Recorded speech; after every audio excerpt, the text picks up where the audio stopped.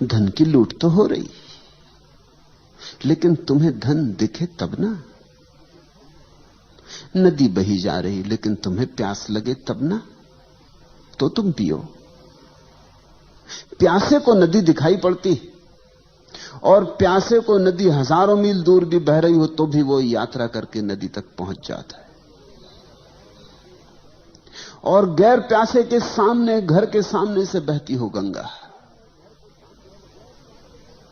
तो भी दिखाई नहीं पड़ती। ख्याल रखना, तुम्हें वही दिखाई पड़ता है जिसकी तुम खोज कर रहे हो। जिसे तुम देखने निकले हो वही दिखाई पड़ता है।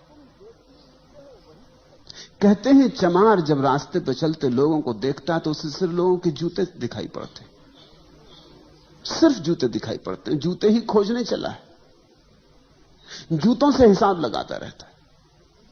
जूता देख के पहचान लेता है चमार, करीब करीब तुम्हारे जूते से तुम्हारी पूरी आत्मकथा पहचान लेता। जूते की खस्ता हालत बता देती है कि शायद हार गए चुनाव में इस बार। जूते पे चमक, दर्पण जैसी चमक दिखा देती कि मालूम होता जीत गए। जूते की चमक बता देती है कि जेब गर्म है कि ठंडी। जूते की हालत बता देती है कि बुलाए तुम्हारे साथ मेहनत करे कि गुजर जाने दे। जूते की हालत बता देती है कि भैया गुजर ही जाओ तो अच्छा, कहीं और ही चले जाओ तो अच्छा, यहां ना लौट आना, नहीं तो उधारी करोगे। चम्हार जूते को देखता है। चम्हार जूता देखने को ही बैठा है, उसकी नजर वहां लगी। दर्जी तुम्हारे कपड़े देखता है, दर्जी तुम्हें नहीं देखता, तुम्हारे कपड़े ही दिखाई पड़ते। तुम जो खोजने निकले हो वही तुम्हें दिखाई पड़ता है। इस सत्य को खूब गहराई में पकड़ो। वही रास्ता, वही सड़क, वही बाजार, तुम अलग अलग बार निकले हो और तुम्हें अलग अलग दुकानें वहां दिखाई पड़ी। तुमने कभी सोचा? जीवन के छोटे छोटे तथ्यों पर विचार करो और वहां से बड़े तथ्यों की पकड़ आएगी।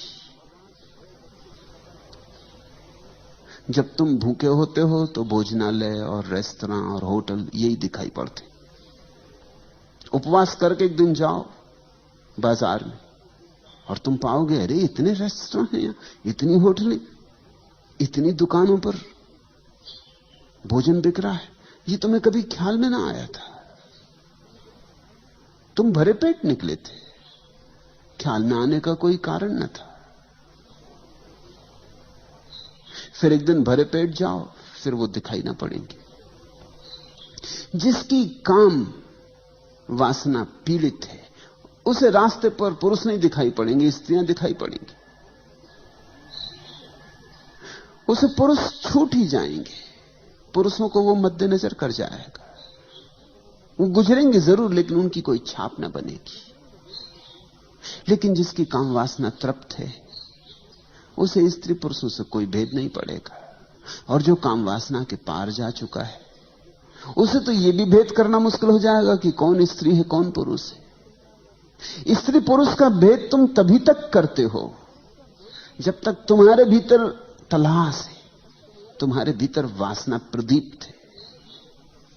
नहीं तो कौन चिंता करता है? तुमने ख्याल किया? तुम वही देखते हो जो तुम खोज रहे हो। तो पलटू तो कहते हैं कि भागवत धन की लूट हो रही, ये सामने ढेरी लगी है,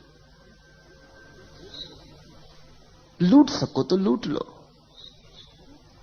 खड़े खड़े क्या देख रहे हो? पलटू कहते। लेकिन जो खड़े खड़े देख रहा है उसको वहां धन दिखाई नहीं पड़ रहा, उसे वहां कुछ भी दिखाई नहीं पड़ रहा है। या यह भी हो सकता है कि जो लूट रहे हैं वो उसे पागल मालूम होते हो, क्योंकि जब उसे धन नहीं दिखाई पड़ता और ये टूटे पड़ रहे हैं तो पागल ही तो मालूम होंगे। ये किस चीज पर टूटे पड़ रहे हैं? यहां कुछ भी तो नहीं है। उसे लगेगा ये सब मन की कल्पना के जाल में पड़ गए। ऐसी तो होता है, तुम यहां बैठे हो, जो लोग यहां नहीं है वो तुम्हें पागल समझते, वो पागल समझेंगे ही। वो कहेंगे किस कल्पनाओं में पड़े हो। अरे यथार्थ जगत को देखो, किस सम्मोहन में उलझ गए हो, किसकी बातों में उलझ गए हो। ये सब बातें हैं, इनमें मत उलझ जाना, नहीं तो घर गृहस्थी खराब हो जाएगी। बाल बच्चों को देखो, पत्नी को देखो, परिवार को देखो, अपने कर्तव्य का ध्यान रखो, यथार्थ को देखो। ये किन बातों में पड़े हो? इतना समय दुकान पर लगाओ, बाजार में लगाओ, कुछ कमाओ। कमाई हाथ में आएगी तो कुछ काम आएगी। ये धर्म चर्चा, तत्व चर्चा, ये किस काम में आएगी? इसकी रोटी बनाओगे कि कपड़े बनाओगे, किससे छप्पर बनाओगे? इससे बच्चों का पेट नहीं भरेगा और न पत्नी के लिए साड़ी खरीद सकोगे। किस झंझट में पड़ गए हो?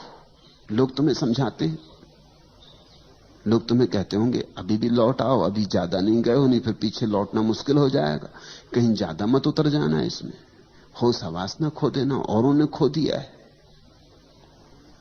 उनकी बात भी ठीक तो है, उनकी तरफ से ठीक ही है। अब यहां लोग मेरे पास आए हैं, दूर दूर से आए, कोई जापान से है, कोई जर्मनी से है, कोई ईरान से है, कोई इथोपिया से है, कोई अमेरिका से है, कोई स्वीडन से आया है, कोई इंग्लैंड से है, कोई इटली से है।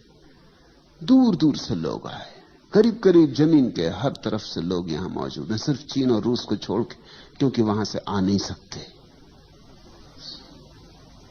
लेकिन मेरे पड़ोसी भी हैं यहां पूना में, वो नहीं आए। वो समझते हैं सब पागल हो गए हैं, इनका दिमाग खराब हो गया है। और उनकी बात में भी सच्चाई है, उनकी तरफ से सच्चाई है। उनको यहां कुछ दिखाई नहीं पड़ता, यहां धन लुट ही नहीं रहा है। धन तो वे कमा रहे हैं, तुम तो यहां बैठे बैठे धीरे धीरे निर्धन हो जाओगे। तुम्हें लग रहा है कि तुम धन लूट रहे हो। तो एक बात समझो, धन और धन भी तो देखना पड़ता है।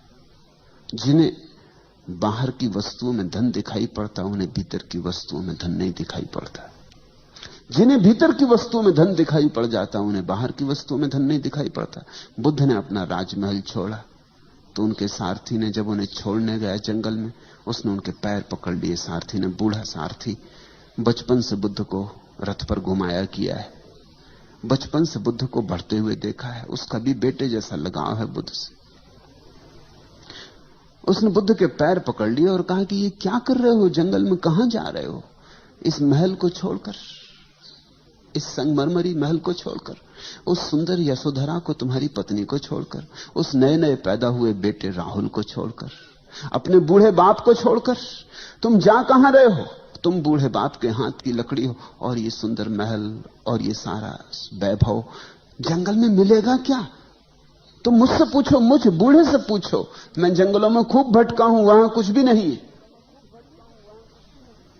और दुनिया तो महलों की तरफ जाना चाहती। तुम्हारा दिमाग ठीक है, तुम महल से छोड़ के जा रहे हो। कौन नहीं जो राजा ना होना चाहे, और तुम राजा होना तुम्हारे हाथ में और छोड़ के जा रहे हो। वो बूढ़ा रोने लगा। उसकी बात भी तो ठीक है, उस बूढ़े को जंगलों में कुछ भी नहीं दिखाई पड़ता, उसे सब महल में दिखाई पड़ता है। गरीब आदमी का धन महल में मालूम होता है। ये तो कभी किसी अमीर को समझ में आता है कि महल में कुछ भी नहीं। ये तो किसी अमीर के अनुभव में बात उतरती कि यहां कुछ भी नहीं, क्योंकि देख लिया, कुछ पाया नहीं। शोरगुल तो बहुत है, सार बिल्कुल नहीं। बुद्ध हंसने लगे। उन्होंने कहा, तू तेरी तरफ से ठीक कहता है, लेकिन मेरी तरफ से वहां कुछ भी नहीं। वहां से मैं देख के आ रहा हूं। तू तो बाहर बाहर था बूढ़े, तू तो सारथी ही था। मैं भीतर रह के आ रहा हूं, वहां कुछ भी नहीं। और जिन्हें तू महल कहता है, सुंदर आलीशान वैभव से भरे संगमरमर के, उन्हें मैं केवल लपटों में जलता हुआ देख रहा हूं। मुझे जल्दी दूर निकल जाने दे, इसके पहले कि वो मुझे भी खाक कर दें, क्योंकि वो बहुतों को खाक कर चुके। मेरे पिता के पिता और उनके पिता और उनके पिता, वो सब वहीं खाक हो गए। मुझे भाग जाने दे। वहां लपटें उठ रही। वो बूढ़ा देखता है महल की तरफ, वहां कोई लपटें नहीं। ये बड़ी दृष्टियों का भेद है। और बुद्ध ने जो कहा था ठीक ही कहा था, क्योंकि जंगल में ही मिला। जो धन था, परम धन था, वो एक दिन बैठकर जंगल में ही मिला। वो 6 साल की अथक खोज के बाद एक दिन निरंजना नदी के तट पर बट वृक्ष की छाया में बैठे हुए वो धन बरसा। तो एक अदृश्य धन है तभी तक अदृश्य है जब तक तुम्हारी आंखें बाहर से उलझी। उसी दिन दृश्य हो जाएगा जिस दिन तुम्हारी आंखें बाहर से मुक्त हो गई। दृष्टि की क्रांति चाहिए। तुम पूछते हो, पलटू कहते भागवत धन की लूट हो रही और जो चाहे सो ले। ठीक कहते हैं, 100% ठीक कहते हैं। बस चाहना ही पर्याप्त है लेने के लिए। जो चाहे सो ले, कोई रोक नहीं रहा है।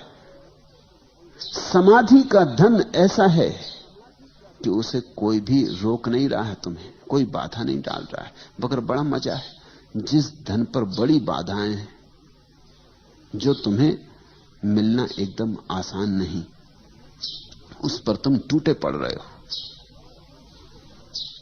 और जो मिल भी गया अगर, तो भी कुछ मिलेगा नहीं, उस पर तुम टूटे पड़ रहे हो, उस पर लूट मची।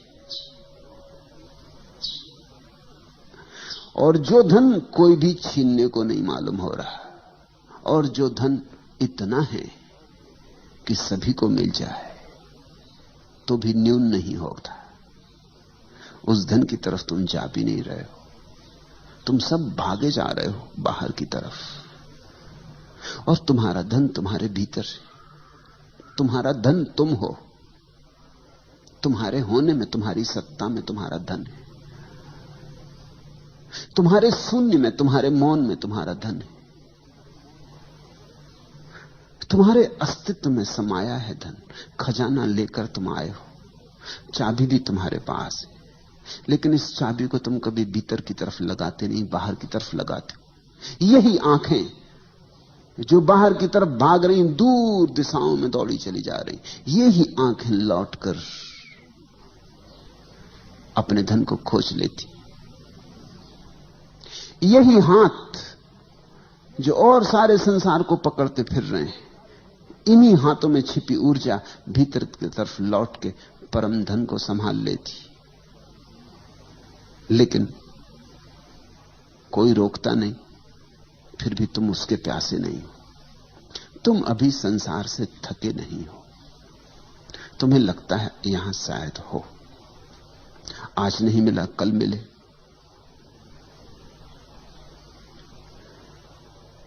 जितना मिला है शायद इतने से तृप्ति नहीं हो रही, थोड़ा और ज्यादा मिले तो तृप्ति हो जाए। 10,000 तुम्हारे पास है तो शायद 10 लाख होंगे तो तृप्ति हो जाएगी। 10 लाख होंगे तो मन कहेगा 10 करोड़ हो जाए तो तृप्ति हो जाएगी। और मन के फैलाव का कोई अंत नहीं है। मन आंकड़े बड़े करता चला जाता है। तुम जहां रहोगे वहीं से मन के आंकड़े बाहर और भविष्य की तरफ विस्तीर्ण हो जाएंगे। मन क्षितिज की तरह फैलता चला जाता है। मन कभी भी तुम्हें ऐसा मौका न देगा कि अब आगे नहीं।